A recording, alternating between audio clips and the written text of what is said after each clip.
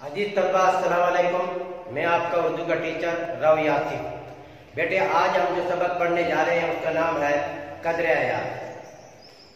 कद्र आयात सबक हम पढ़ेंगे, इसका सफ़ा नंबर 87। लेकिन उससे पहले हम कद्र आयात का जो मुसन्निफ है कर्नल मोहम्मद खां, उसका हम तारुफ करेंगे, उसका तारुफ पढ़ेंगे। तारुफ के अंदर से जो सवालात बनते हैं, 4 सवालात बनेंगे, उसके मैं आपको जवाबात भी बताऊंगा और तारुफ भी पढ़ूंगा। तो सबसे पहले हम तारुफ शुरू करते हैं। कर्नल मोहम्मद खां। कर्नल मोहम्मद खां 1920 में पैदा हुए, 1999 में इनका इंतकाल हुआ।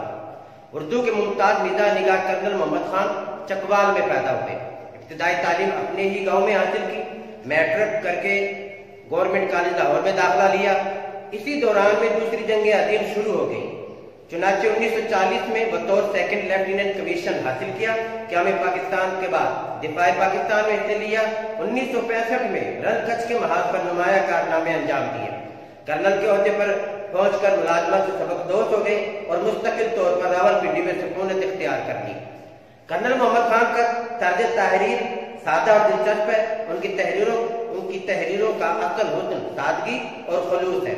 वो बीते हुए वाकयात को इस अंदाज में बयान करते हैं कि उनमें छुपी हुई ज़राफ़त दिल में घर कर जाती है। मिज़ाह के साथ साथ वो इंसानी कमजोरियों, झूठ, तसन्ना और बनावट के रवैयों पर तंज करते भी नजर आते हैं।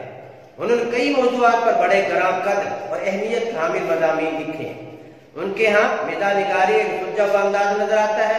यही वजह है कि उनकी तहरीरों में पिकड़पन या शौकियानापन का गुमान तक नहीं होता। सादगी, मानी आफरीनी, बावकार तंजुमिज़ा उनकी तहरीरों की नुमायां खूबियां हैं।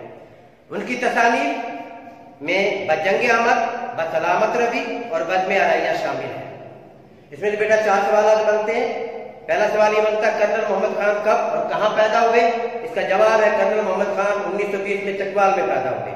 दूसरा सवाल कर्नल मोहम्मद खान का तर्ज तहरीर कैसा है, तो इसका जवाब है कर्नल मोहम्मद खान का तर्ज तहरीर सादा और दिलचस्प है। तीसरा सवाल कर्नल मोहम्मद खान की तहरीरों में किसका गुमान नहीं होता, तो जवाब है तहरीरों में इनकी जो तहरीरें हैं उनमें फिक्रपन या शौकियानापन का गुमान तक नहीं होता। चौथा सवाल कर्नल मोहम्मद खान की तसानीफ के नाम लिखें, तो इसका जवाब है कर्नल मोहम्मद खान की जो तसानीफ है वो है बजंग आमद, बसलामत रवि, बज़्म आराइया शामिल है। तो ये बेटे इसकी तसानीफ है। अब हम शुरू करते हैं सबक।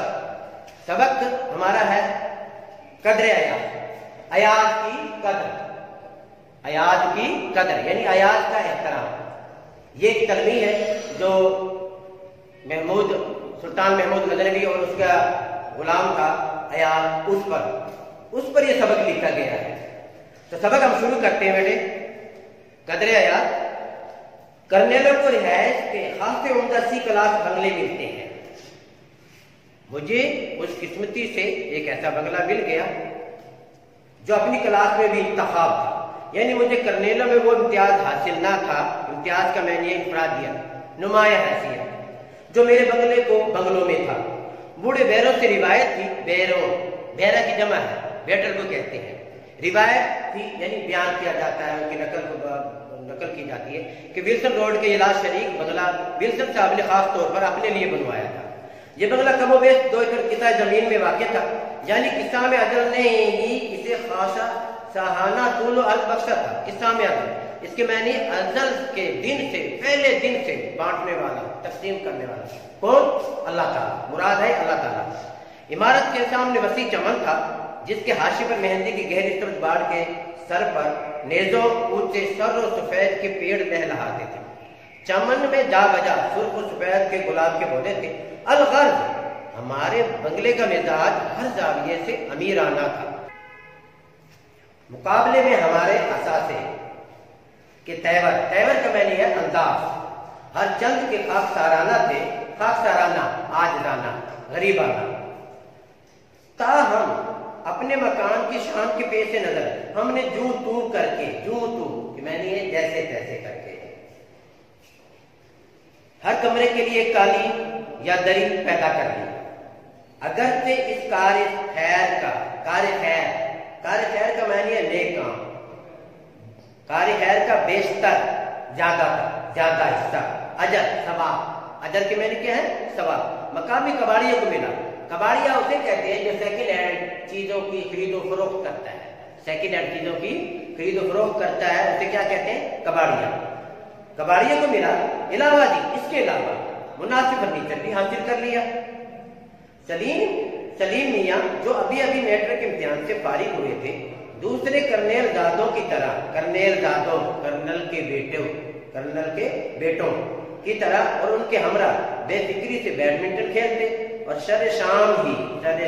शाम होते ही दोस्तों के साथ टेलीविजन के सामने जम जाते। क्या मजा जो कोई गैर इस मुशाहिदे में मुखल या शरीक हो, सिवाय इसके कि हमारा बूढ़ा मुलाजिम अली बख्श उनकी तवाज़ो के मैंने खिदमत के लिए कमरे में खामोशी से दाखिल और खारिज होता रहता है। यानी आने जाने के कमरे में जो इजाजत थी वो अली बख्श को थी। अली बख्श को यूं भी सलीम से उन्स था, उन्स मोहब्बत प्यार, उन्स के मैंने क्या है मोहब्बत प्यार। सलीम को अली बख्श को यूं भी सलीम से उन्स था कि उसी के हाथों में पला था। एक दिन मैं अपने मुताले के कमरे में बैठा था कि अली बख्श खिलाफ मामूल रोनी सूरत बनाए दाखिल हुआ। रोनी जैसी शक्ल। वजह गिरानी पूछी तो कहने लगे, वजह गिरानी के मैंने नाराजगी की वजह, गुस्से की वजह। वजह गिरानी पूछी तो कहने लगे, सलीम मियाँ ने डांटा है, कहते हैं बदतमीज हो, गंवार हो, देहाती हो। गंवार का मैंने जाहिल, अनपढ़। मैंने इन इरशाद की जमा शान नज़ूल नाजिल होने की वजह पूछी तो बोला कल सलीम मियाँ की गैर हाजिरी में उनके दोस्त हमजद साहब आए और बाहर बरामदे में आराम कुर्सी पर बैठ गए। मैंने उनके कहने पर ठंडे पानी का गिलास पेश किया। काफी देर सलीम साहब के इंतजार करते रहे, लेकिन आखिर मायूस होकर चल दिए। बाद में सलीम साहब को बताया तो मुझ पर बरस पड़े, नाराज होने लगे। बरसना, नाराज होना, गुस्सा करना। कहने लगे उन्हें गोल कमरे में सोफे पर क्यों ना बिठाया, रेफ्रिजरेटर से निकालकर कोका कोला क्यों ना पेश किया। अब अमजद समझेगा कि इन लोगों को तवाज़ो का सलीका नहीं, तवाज़ो खिदमत का सलीका तरीका, देहाती है, जंगली है। और फिर जो मुंह में आया कह दिया। अली बख्श की दास्तान गम खत्म हुई।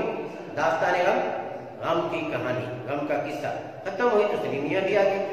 अली बख्श के चेहरे पर शिकायत लिखी हुई देखी तो अपने दिल पर लिखी हुई शिकायत बयान करने लगे। हमने सुकून से ये किस्सा सुना।